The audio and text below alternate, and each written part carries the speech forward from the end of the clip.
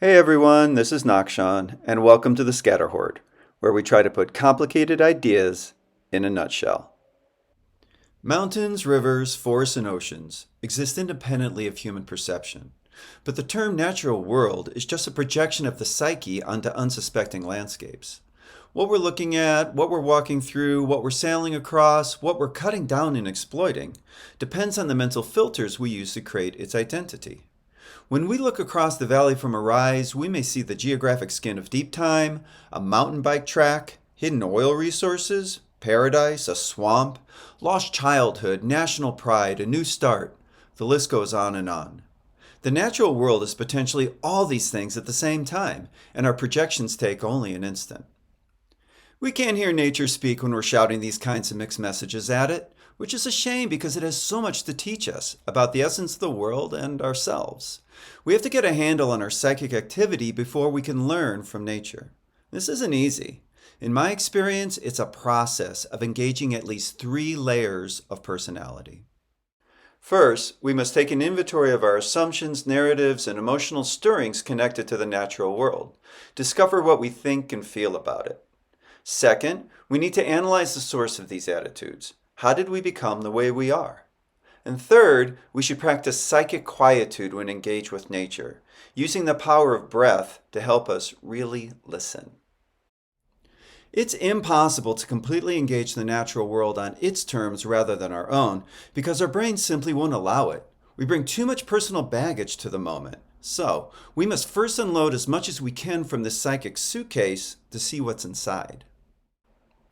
Is the natural world a place to fear? Is it a source of livelihood and food? Is there a place in it for predators? Do we look to it for healing?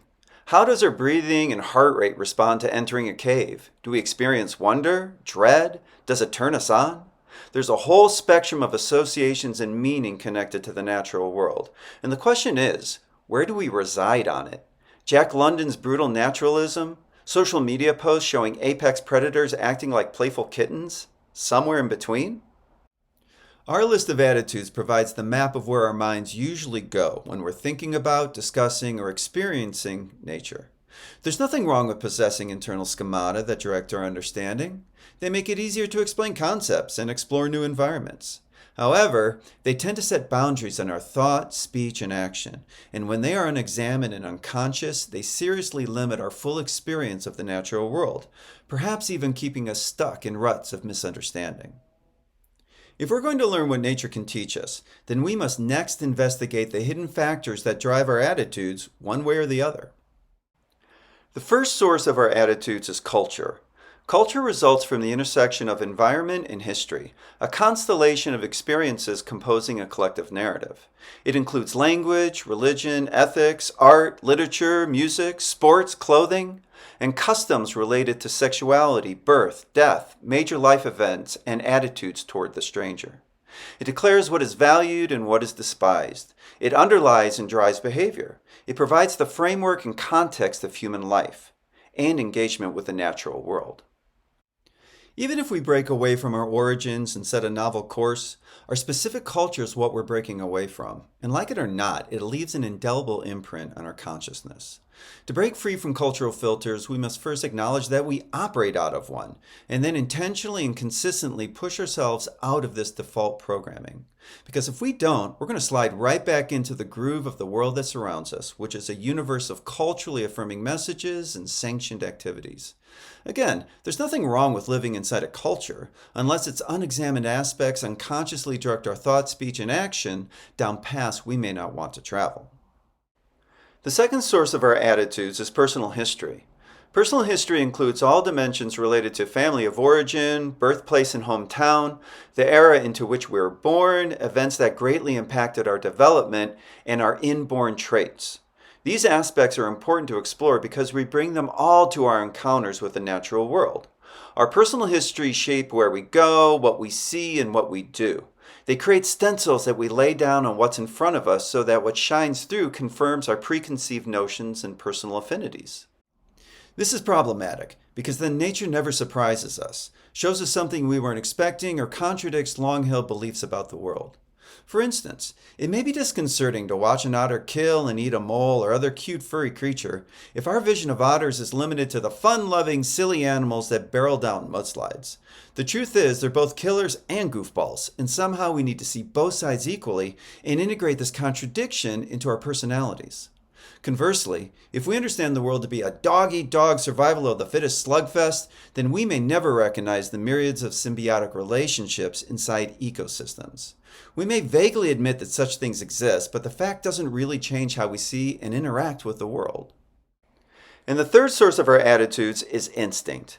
Humans are instinctual creatures controlled to a large degree by our impulses toward pain avoidance and pleasure-seeking behaviors, survival, sexual activity, reproduction, power and control tendencies, intimacy, cooperation, and insider-outsider orientation. To pretend that we're above all that is a great deception that can lead to danger. In fact, instincts provide the base for human existence. They are the default mode we revert to under stress. They stimulate movement toward what we desire and away from what we fear. Our ability to consciously transcend this hard wiring is what sets us apart from the animal kingdom. Societal interventions like religion and humanistic education help us move beyond personal and tribal self-interest. However, powerful interest groups know that these institutions are soft targets and easy to co-opt. But individualistic interventions like meditation and shamanic practices produce heightened states of awareness and expanded consciousness that make a person more resistant to political influences. This leads us to the last step in engaging the layers of personality. Psychic quietude allows us to be folded into the natural environment that surrounds us. It's an important practice but doesn't require any over-the-top preparations. If we want to experience nature for what it is rather than what we want it to be, then there's only one rule: be quiet, externally and internally. As mentioned above, to be truly quiet, we must first be aware of what we're bringing to the encounter. An inventory of our personal attitudes toward the natural world and the sources of these attitudes is thus vital to the experience because our quietude may be disrupted by a myriad of hidden factors. Once we have a good sense of who we are and where we're coming from, the final step is simply slow down the breath, which calms the mind and body. Practicing deep and regular breathing can be an immediate nervous system reset, so we can gently mingle ourselves with the world around us. Try it. You'll find it leads to an immersive experience of the environment, activating all the senses. Humans are exceptional creatures. We're both animal and something else. If we have a purpose, then it's to come to terms with who we are and integrate ourselves gracefully into the world around us. Our preconceived notions about the natural world, even positive ones, get in the way of what this important teacher has to say. We need to be quiet and listen. Then we'll truly benefit from its lessons. We'll see you next time.